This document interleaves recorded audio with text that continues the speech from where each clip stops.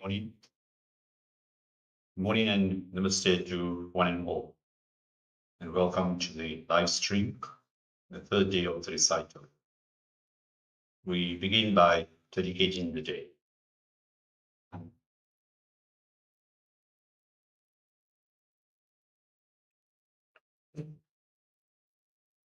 Om Param Atmane Namah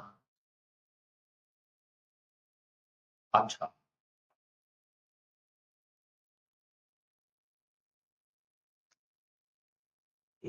Om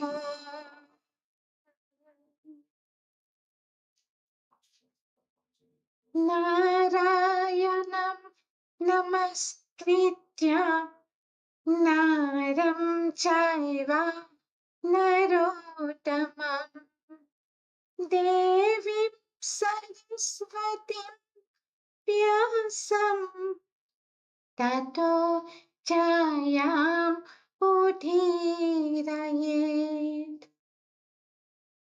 Om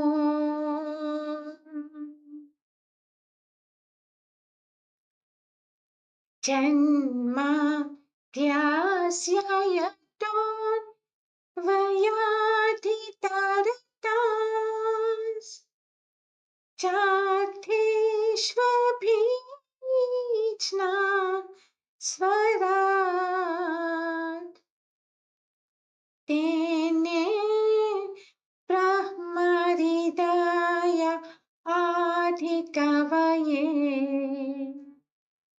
Muhyanti Yat Suraya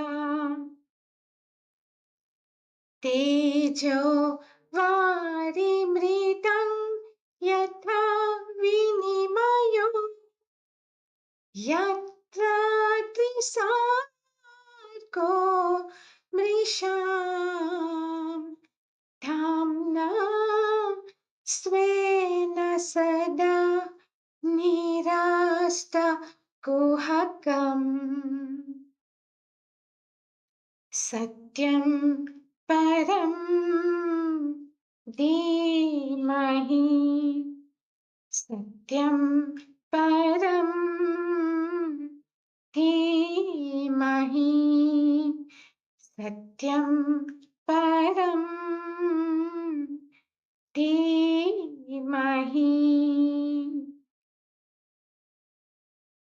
Om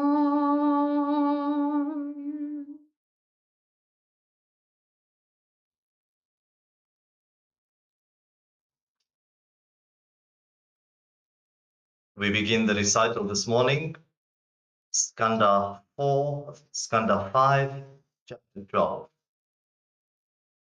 Atha Dvaidashodhyaya. Rahuguna said, O Supreme Yogin, salutations to thee, who has taken a body for the good of mankind. Salutations to thee, who has devalued the body as worthless because of thy being steeped in thy inherent bliss. Salutations again to one whose constant intuitive knowledge is masked under the form of a degraded Brahmana. O enlightened one, just as a potent medicine is to a man suffering from high fever, just as cold water is to one burnt by the heat of summer, so your words have been a rejuvenating ambrosia to me, who have been deprived of true insight by the powerful poison from the bite of the cobra of body consciousness. On, on the doubts I have in respect of these matters, I shall question you afterwards.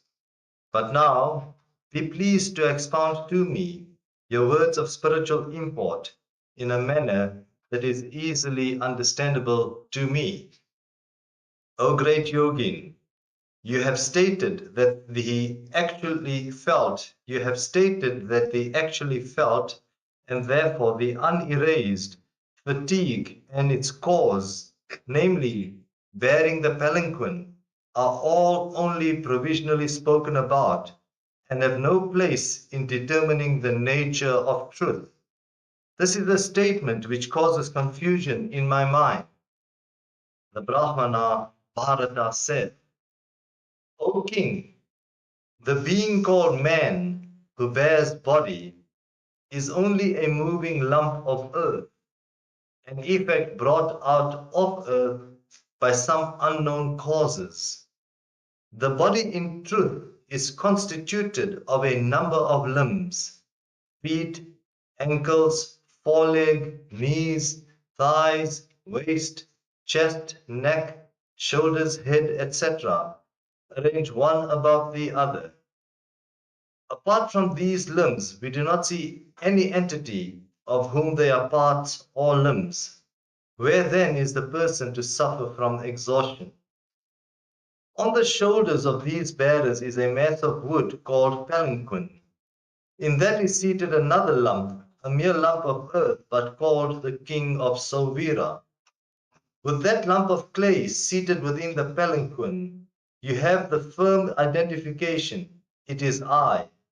And you have besides that the arrogant notion that the I spoken of here is the king of Sindhu. You are making these poor and pitiable palanquin bearers do forced labor without any or adequate payment, are an extremely cruel person.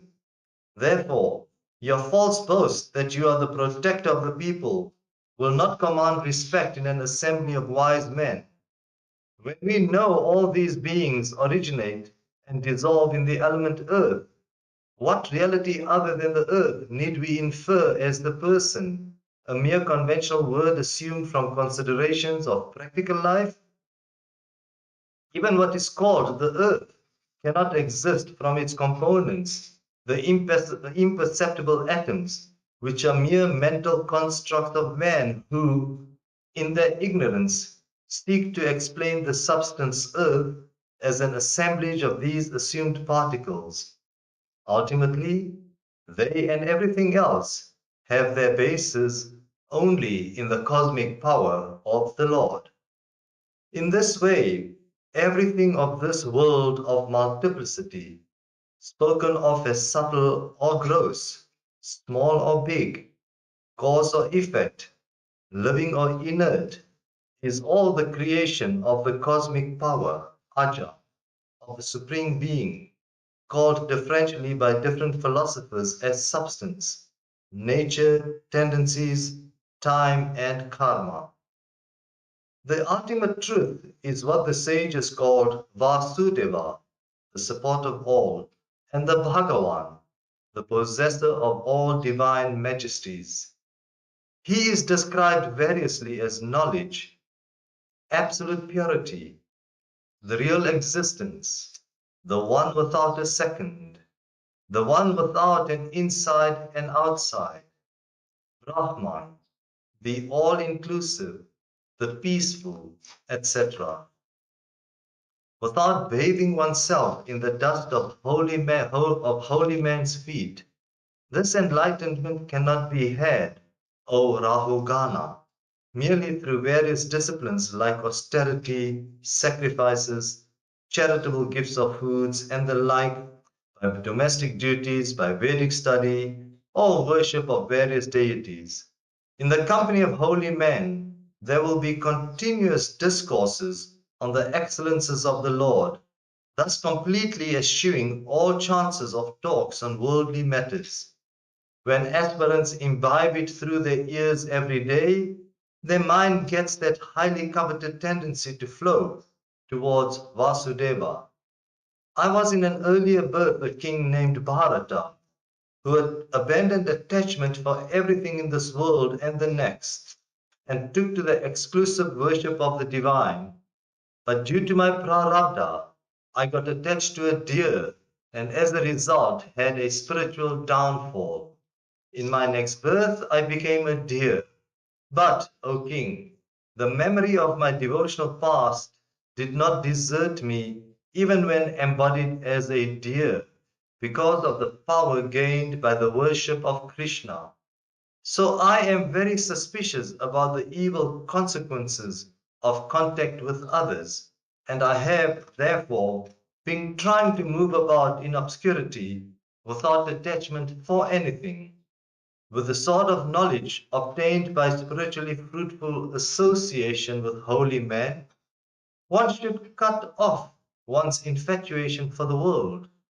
By adoring Hari through the hearing of recital of texts dealing with his glories and excellences, one gains a spiritual consciousness that one is the Atman and not the body, and attains to Sri Hari, who is the goal of the aspirant beyond the limits of transmigratory existence.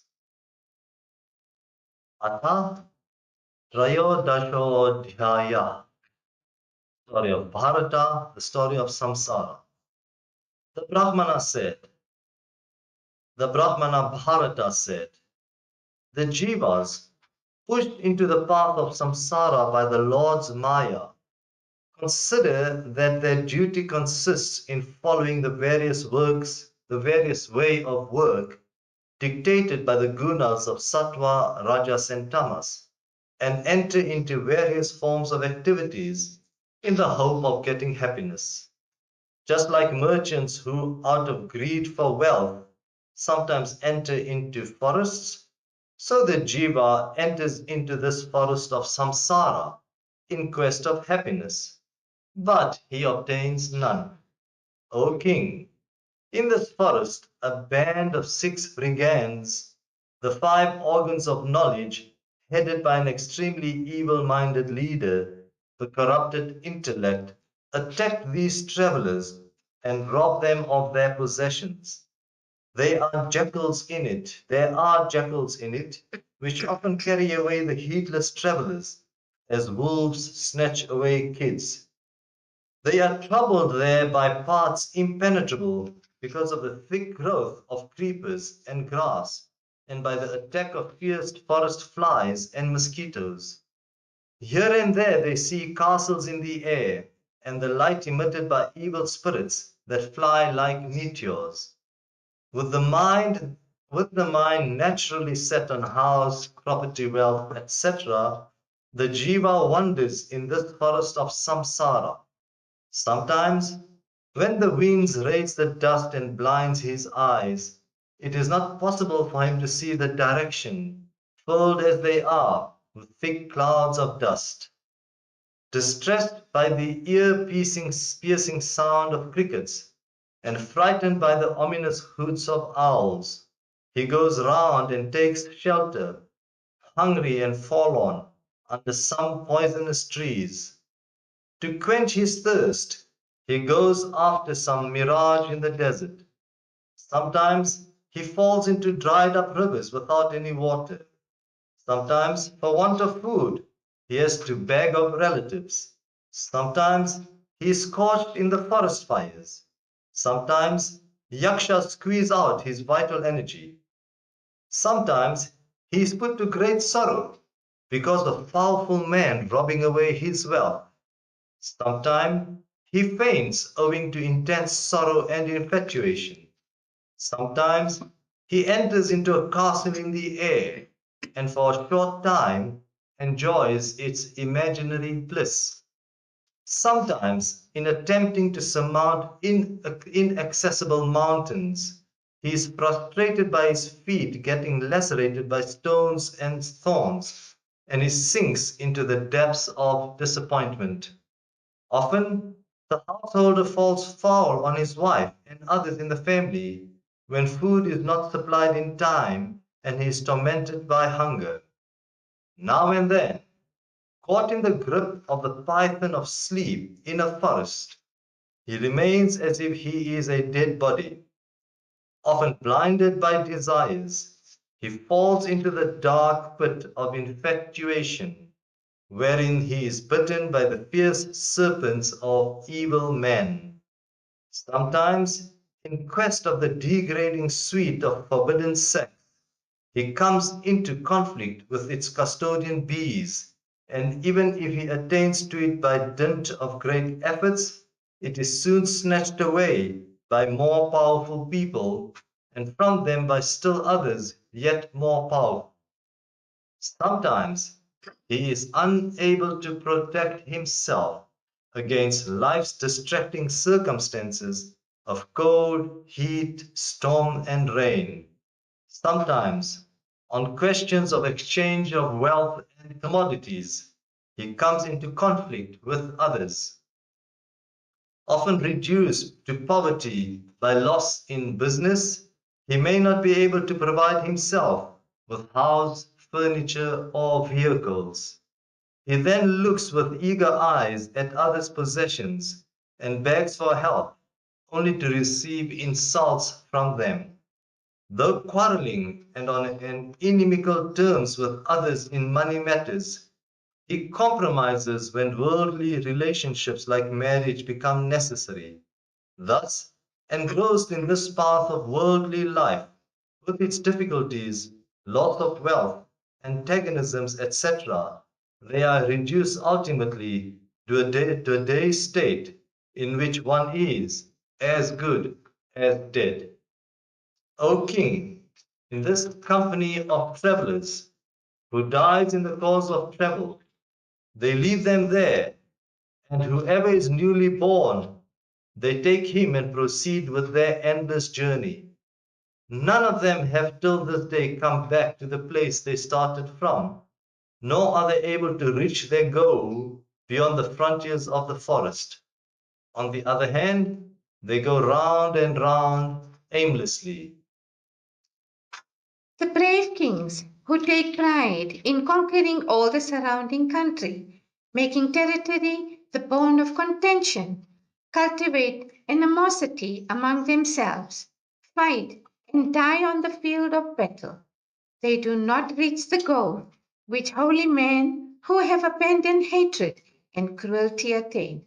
Sometimes they are supported wholly by the creeper of a woman's arm, and they delight in and are bound by the chirpings of the fledglings of babies in their cluster of creepers.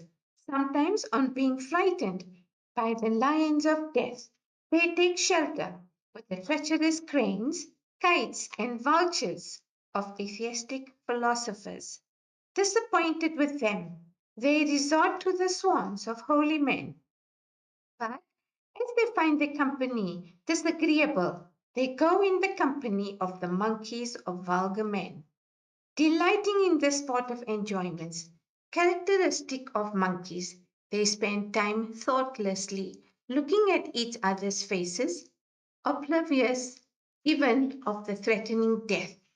Delighting in the bowery tree of the home, caught up in family affection, surfeited with sexual enjoyments, and unable in any way to release themselves from these entanglements, they fall down one day due to heedlessness from the tree into a mountain ravine where they hang precariously on creepers of fatal ailments, shivering from the sight of elephants, the forms of death roaming about.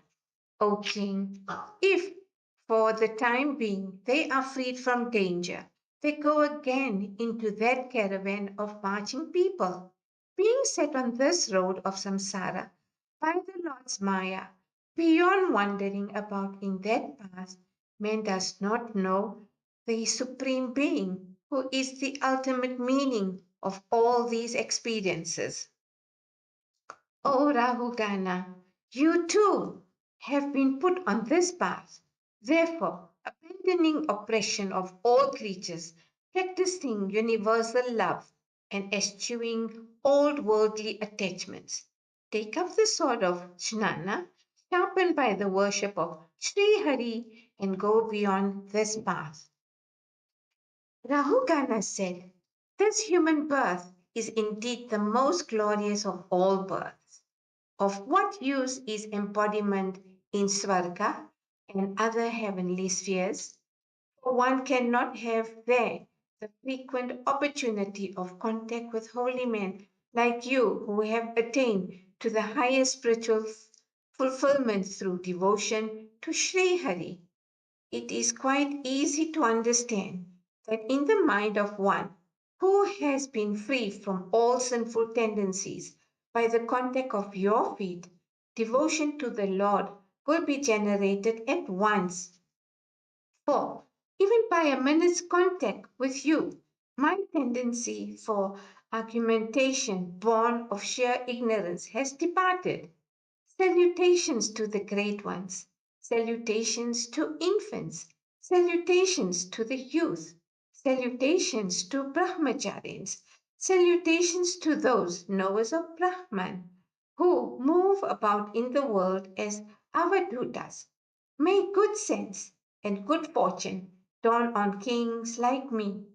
Sri Sukha said, O Parikshit, thus, though insulted by Rahugana at first, that great sage, out of his limitless compassion, instructed the king in the knowledge of the Supreme Being. Then, worshipped by Rahugana, the sage with his mind and senses absolutely unruffled like the unagitated surface of a calm sea, proceeded again to move about in the country. Rahugana, the king of the Soviras, having gained the knowledge of the Atman through his contact with that great sage, abandoned the ignorance born identification of the body with the Atman. Such are the benefits that accrue from association with devotees who have taken refuge in the Lord. Raja Parikshit said, O paragon of devotees, what you have said before in an allegorical language about the road of samsara is intelligible only to well instructed people. Ignorant men cannot grasp it with ease. Therefore, please elaborate the allegory on this difficult subject, showing the corresponding meaning of all the figures used. अथ चतुर्दशोऽध्यायः Sri Sukha said, by the operation of the forces of Prakriti known as Sattva, Rajas, and Tamas, the Jivas who mistakenly identify themselves with the body get repeated embodiments according to their karmas, which are either meritorious, demeritorious, or mixed. The six senses of men are the prime factors for the Jiva's involvement in samsara, or transmigratory cycle, with its never ending experiences of births and deaths. It is the infinitely powerful Maya, the world of the Lord, that has pushed the Jiva into this path of samsara, full of perils and difficulties.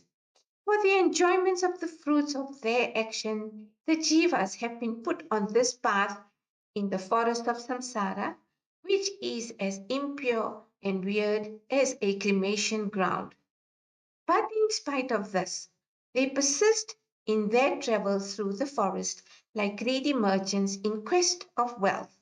They continue to perform selfish actions, however difficult that may be, and prolong their involvement in samsara indefinitely, in place of cutting it short by following the footsteps of holy ones who are absorbed in the bliss of the Lord's lotus feet.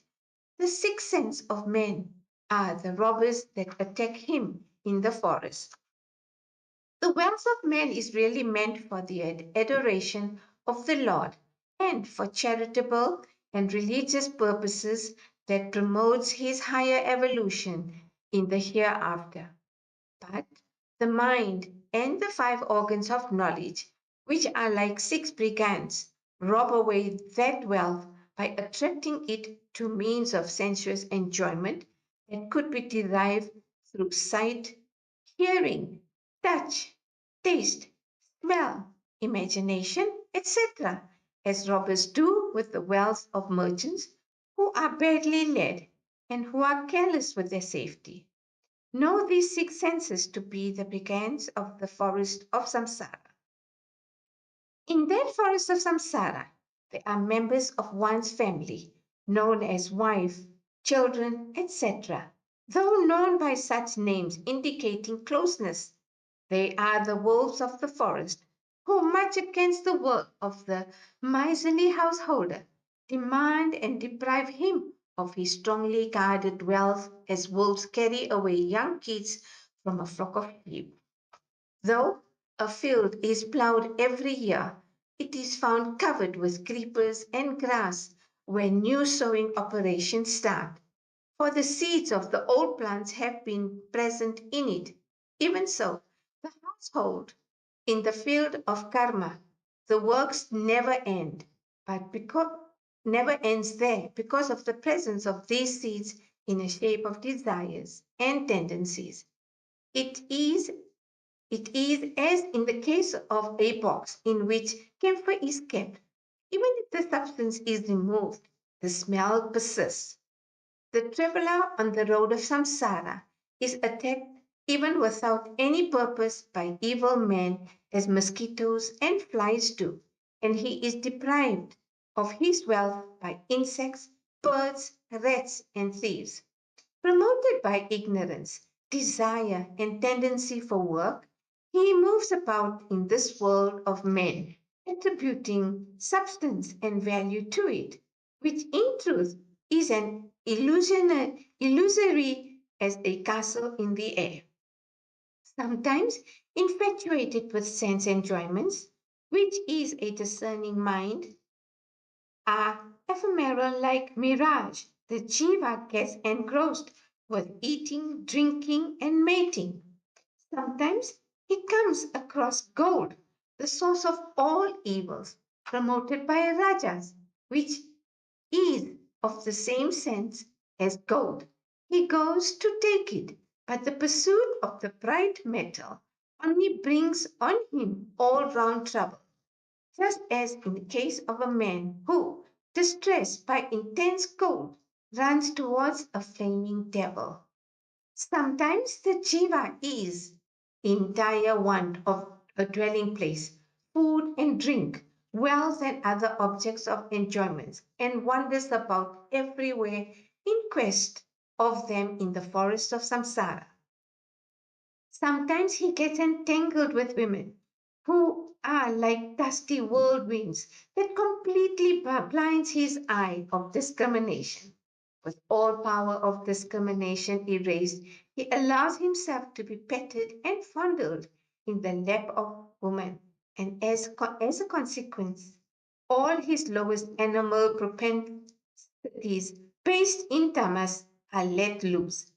Ridden with lust and totally blinded by desire, he even forgets the presence of devas that stands always as witness to the actions of men.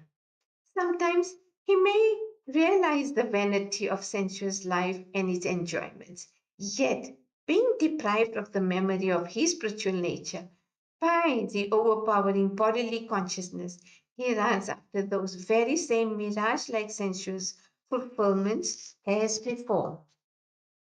The direct and indirect sense of kings and enemies are what has been described as the harsh hoots of owls and shrill screeches of crickets, causing as much unpleasantness to the heart as to the ear. When the result of a jiva's good works are exhausted and he is without any means of livelihood, he becomes the dependent of other worldly men who are wealthy but nonetheless deserve only to be called the living dead.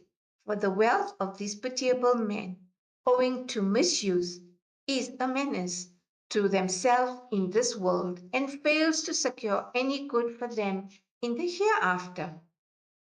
These are described as poisonous trees, creepers, and wells, which serves no useful purpose to anyone. Sometimes, through unholy associations, he is lured into atheistic sects, which are like waterless rivers, just as the person falling into them only hurt himself. These atheistic religions only bring suffering to the jiva in this world and the next. When man is not able to gain his livelihood, even by oppressing others, He turns towards his father and mother, and even to distant relatives, to dispose them, to dispossess them by asserting his rights to their belongings.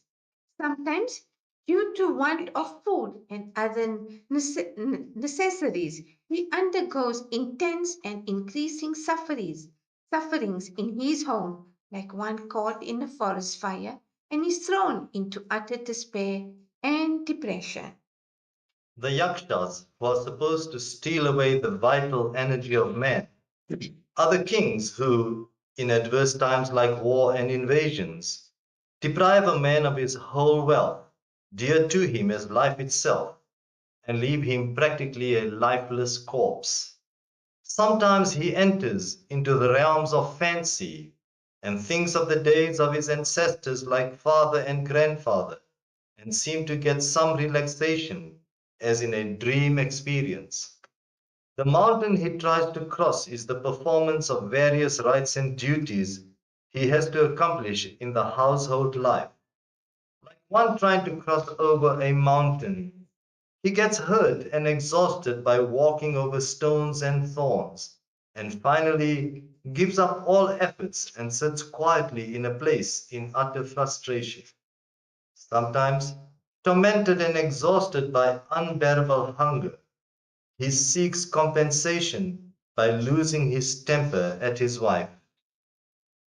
The python gripping him is sleep, absorbed in which he afterwards lives like a dead body in the darkness of tamas, abandoned by all in a lonely forest.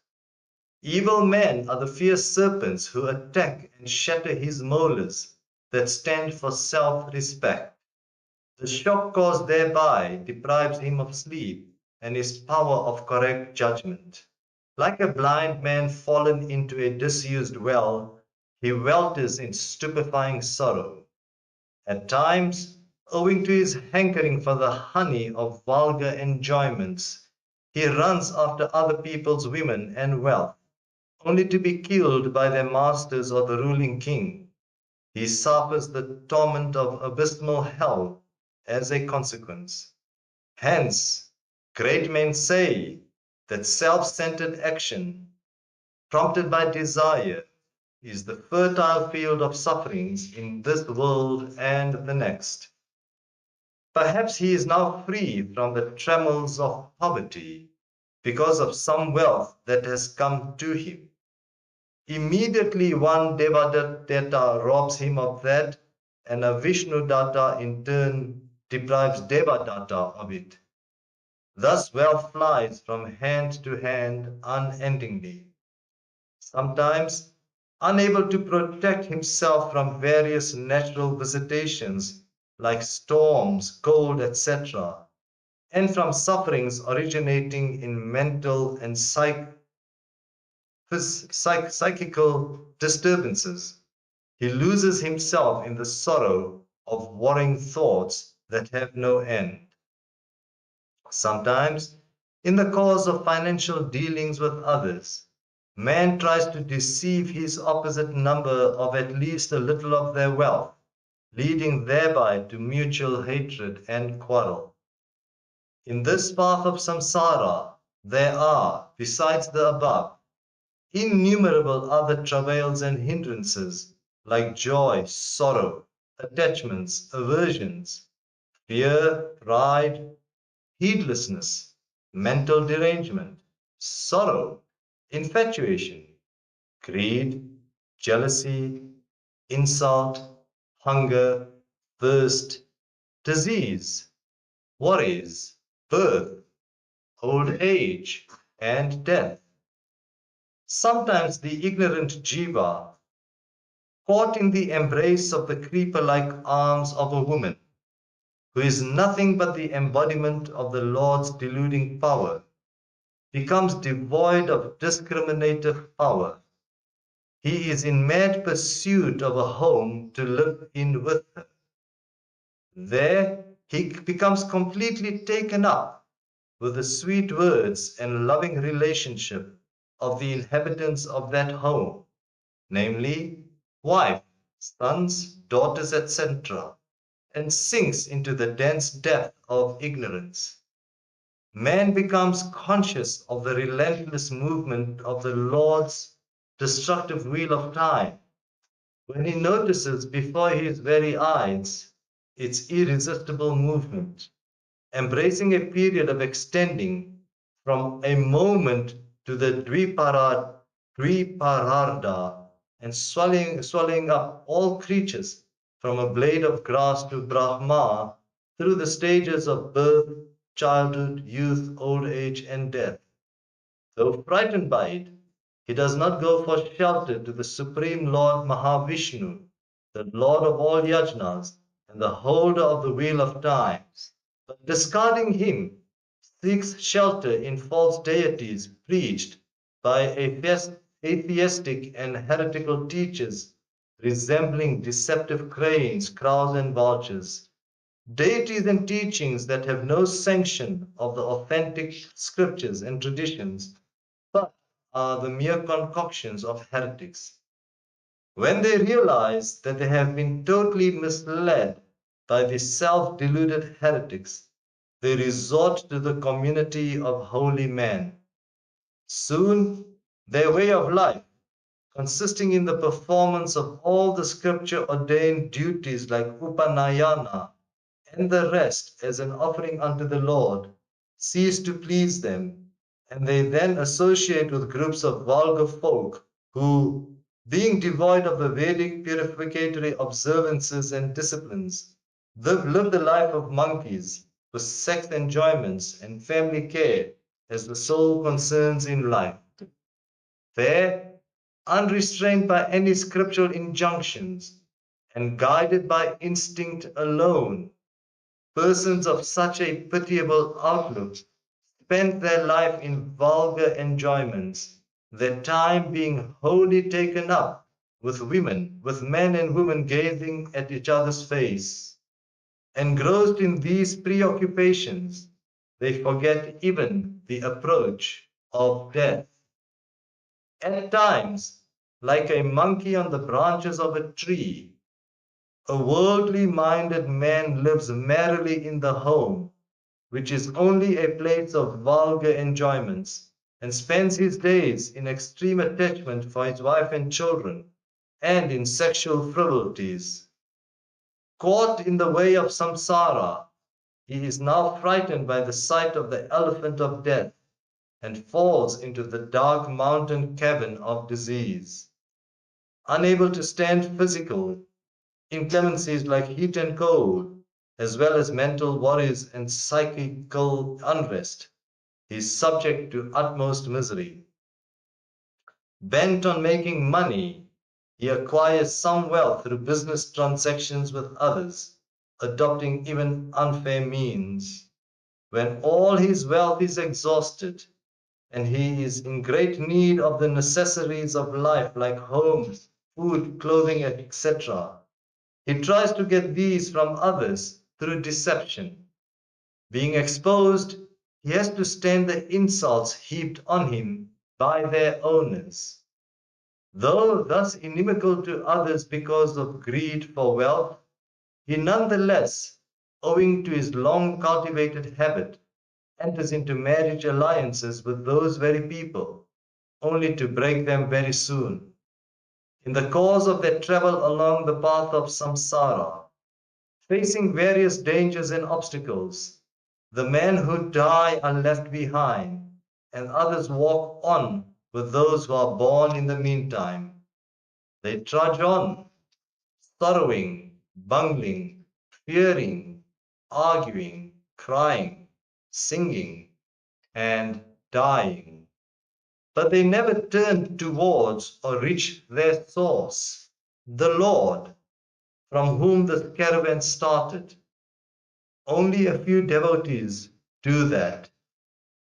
They never attain to jnana and bhakti, the fruits of spiritual striving, which holy men established in universal love, self-control, and peace gain.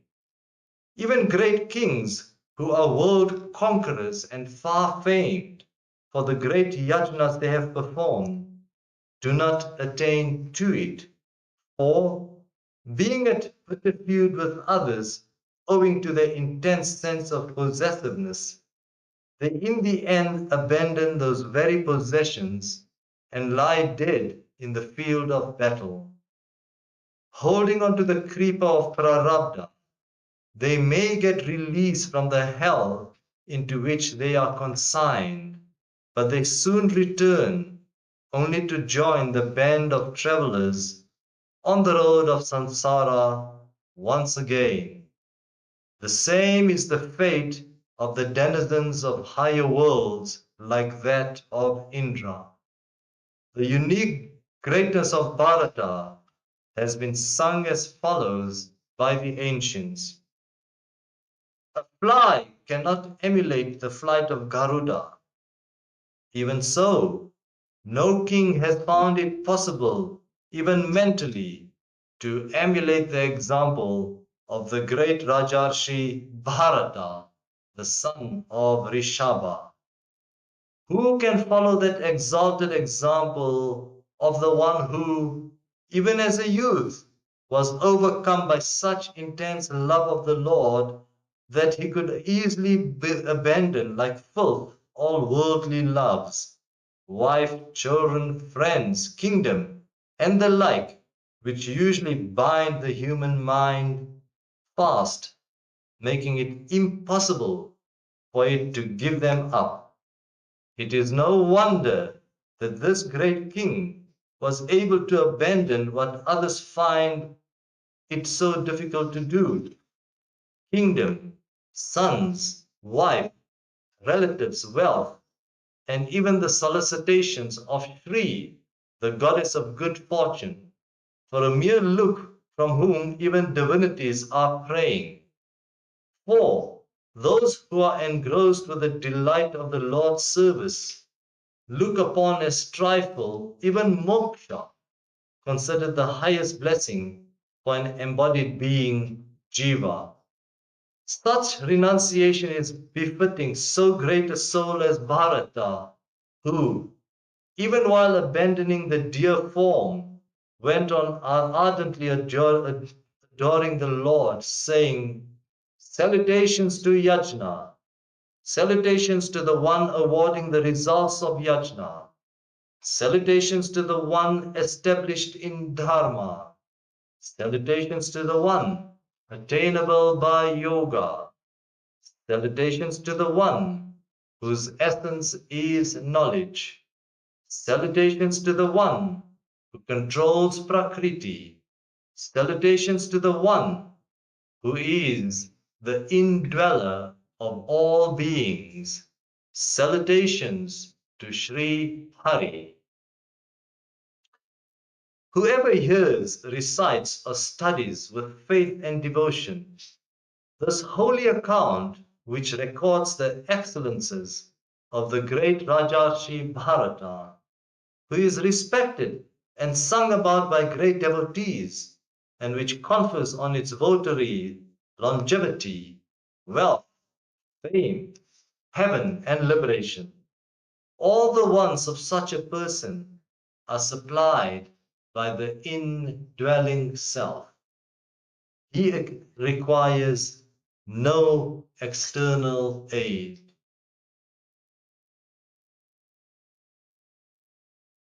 Atha Panchamo Panchadasho Dhyaya, the line of Bharata. Bharata's son was Sumati. Finding his following Rishabha's way of life, some low-born heretics of the Kala Yuga will defy him as a non-Vedic deity as dictated by their perverted intellect. He had a son Devatajit, born of Vriddhasena. Afterwards, Devatajit had by his wife Asuri a son named Devajumna. He begot by his wife Dhenamati a son named Parameshti, who in turn had by Suvarcha a son Pratiha. Pratiha taught the knowledge of the Atman to many. Being a person of highly purified mind, he had the realization of the Supreme Being. Pratiha had by his wife Suvarchala 3 sons, Pratiharta, Prastota, and Udghata. All of them were adepts in the performance of Vedic sacrifices. Pratiharta had 2 sons named Aja and Bhuma by his wife Stuti. Bhuma had by his wife Rishikulya, Udgita, he by Devakula Prastava, he by Niyutsa Vibhu, he by Rati Pritushena, Pritushena by his wife Akuti Nakta, and Nakta by Dhruti Gaya. This famous Gaya was the incarnation of a part of Mahavishnu, and he came to be recognized as a high-souled and saintly personage. He performed all his duties like governing the country, working for prosperity, pleasing others, showing kindness, awarding punishment, etc., as a wholehearted and genuine worship of the supreme, omnipotent, and all-pervading being. By such discharge of swadharma, by the performance of many yajnas, and by service to illumined personages of great holiness, he attained to true devotion and purification of mind, by virtue of which he was freed from the identification of the self with the body. In this mind, therefore, in his mind, therefore, the Supreme Being shone as the self. So he was able to govern the country without an iota of egotism. O offspring of the Pandus, great men have sung about him as follows in the past.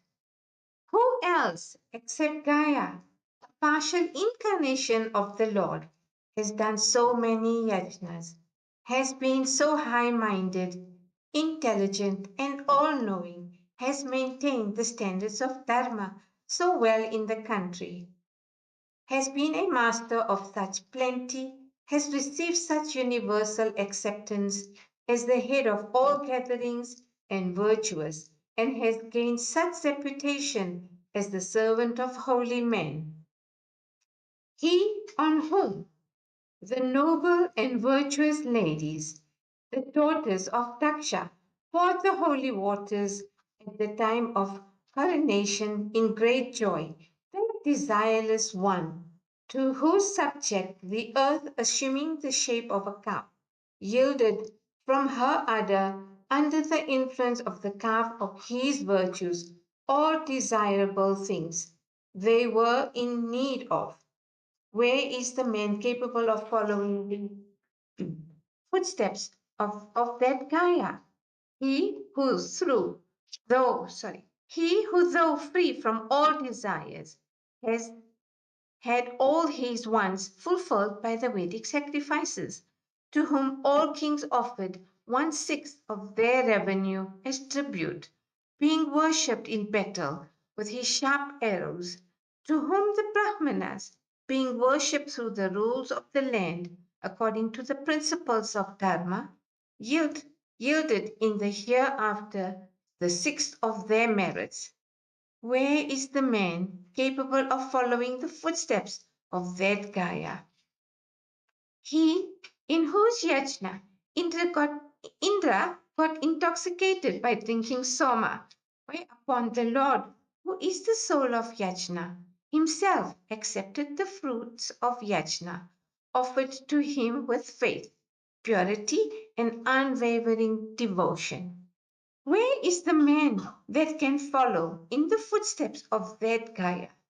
He to whom the Lord, the soul of the worlds, by pleasing whom through sacrifice all creatures from Brahma down to Devas, men, animals, and vegetations are pleased, became so propitious that he out of his own accord manifestly expressed his immense satisfaction.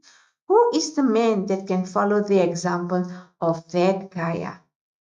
By his wife Gayanti, Gaya had 3 sons, Chitraratha, Sugati, and Avaroda. Chitraratha had by his wife Urna a son named Samrat. Samrat had by his wife Utkala a son named Marichi. He by Bindumati Binduman. He by Saraga Madhu. He by Sumanas Viravrata. He by Poja Mantu and Pramantu. Mantu by Satya Bhauvana. He by Dushana Pastha. He by Virochana Viraja. He by Vishuchi, 100 sons, headed by Satyajit and a daughter. There is a famous saying about this. Viraja, the last in the line of Priyavrata, rendered that line glorious as Mahavishnu did the Devas. Atha Shodasho Dhyayaha. Geographical reflections. Raja Parikshit said, "You have already described to me the terrestrial regions as extending all round up to where the light of the sun reaches and above where the moon is visible along with the stars. Then you indicated in brief that the seven oceans were created by the roots formed by the wheels of the Emperor Priyavrata's chariot as he went round Mount Mahameru, and that these oceans demarcate the seven dvipas on the earth. I would like to know all about these matters, including the dimensional and other features of these continents. For if the mind is drawn by the external worlds constituted of Prakriti as the gross body of the Lord, then it can concentrate easily on his transcendental spiritual aspect beyond Prakriti, which is extremely subtle, which is the nature of conscious luminosity, and which is known by the name of Vasudeva. Hence, O Master, kindly describe them. Sri Sukha said, "O great king, no one can comprehend by thought or describe by speech, even in the 1,000 divine years, the extent and mystery of the evolution of the Lord's power known as His Maya in this world of becoming. Therefore, I shall give a brief description only of the globe earth in respect of its location, size, and characteristics. In the innermost cavity of the lotus-like body called the earth, there is a continent which is a lakh of yojanas in extent. It is called Jambu Dvipa, and is of the round shape of a lotus leaf. In the Jambudvipa, there are 9 regions or divisions, each extending over 9,000 yojanas and demarcated by 8 mountain ranges as natural boundaries. In the center of Jambudvipa is the region known as Ilavrita, which is the most interior of all regions.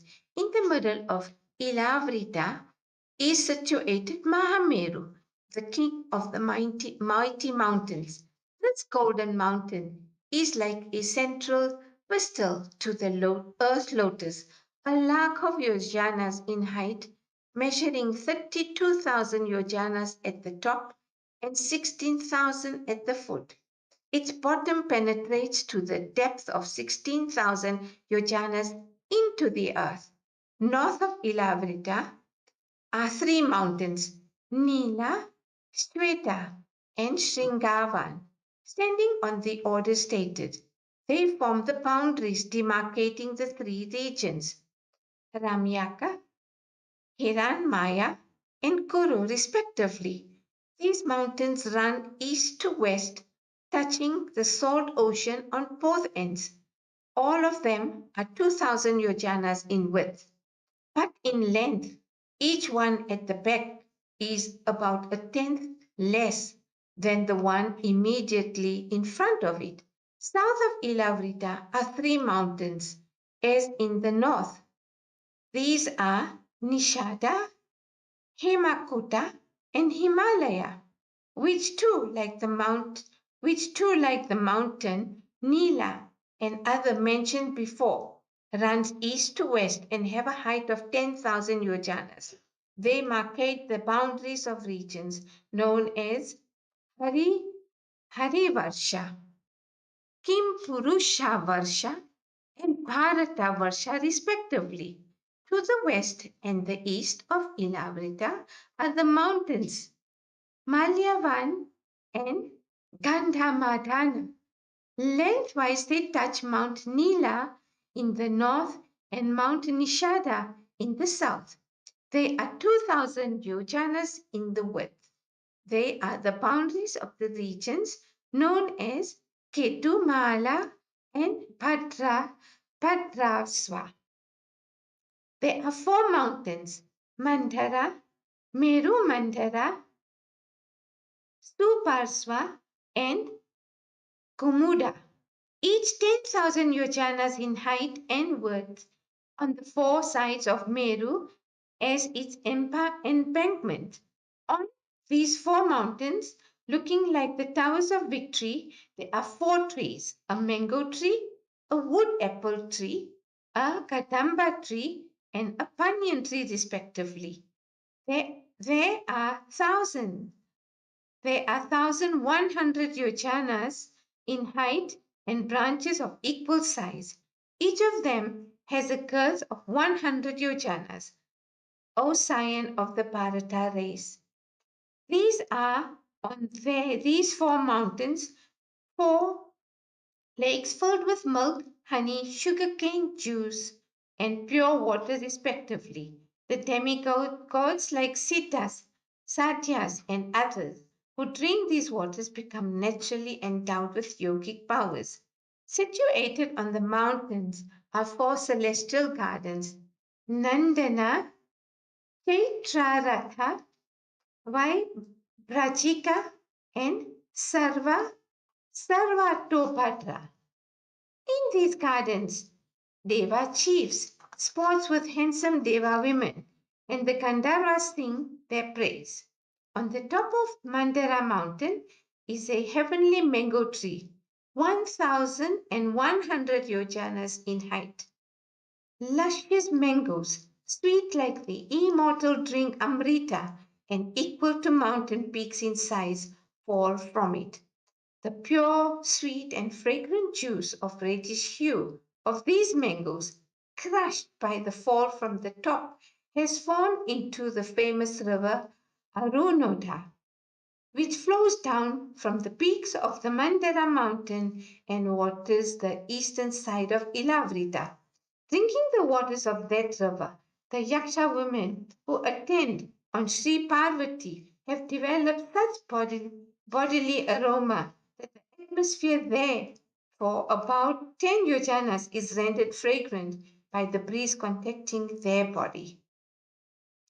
In the same way, from the 10,000 yojanas, high peaks of mountain Meru Mandara flows the well-known river Jambu, whose waters are formed by the juice of the elephant-sized jambu fruit, which with, with tiny with but tiny seeds falling from the great height of that tree at the top of the mountain.